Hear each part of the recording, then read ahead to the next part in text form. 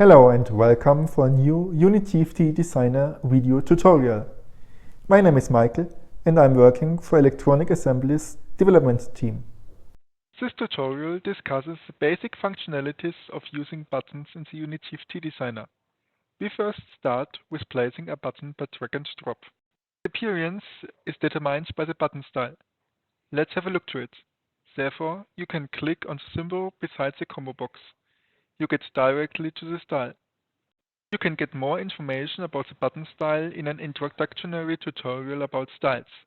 Let's go back to our button. The size is specified by the button style. However, this can also be overwritten. We want to stay with a given size. Currently, a rectangle is selected as a shape for the button. An elliptical shape is also supported. With a double click on the button, we can change the label. If no text is specified for the pressed state, it will not change and the text of the unpressed state will remain. A picture style can also be selected for the button style. In this case, not a draw style but a picture gives the appearance. To select such a style, we need to select the picture button type. First, we place a new button again and change the type.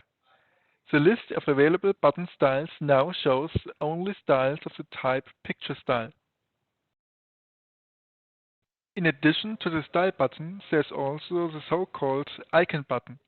For this, only two images are needed, one for the pressed and one for the unpressed state. A text cannot be additionally displayed here. The button is suitable, for example, for activating and deactivating the sound. We now place the icon button. A window opens immediately with a selection of an image. This is used by default for both states. However, we want to use a different image for the pressed state. Since the images contain transparencies, touch detection is not possible at these points. In order to be able to operate the button easily, set the entry Rect Touch in the button section to yes. Each button can also be changed to a switch. Also, the default state pressed or unpressed can be set. Any basic graphic object can be defined as a button. I would like to explain this using a star. In the property editor, we set the entry isButton to yes. Then we choose a button style. The text can be changed in the button section. Multiline text can also be realized with a pipe as separator. Now I would like to show the individual buttons in the simulator. Markers can be assigned to each button in which the touch event is reacted to. For this, I create a macro and give it a meaningful name. In our case, a text should be displayed on the terminal. This is done with the command ypa.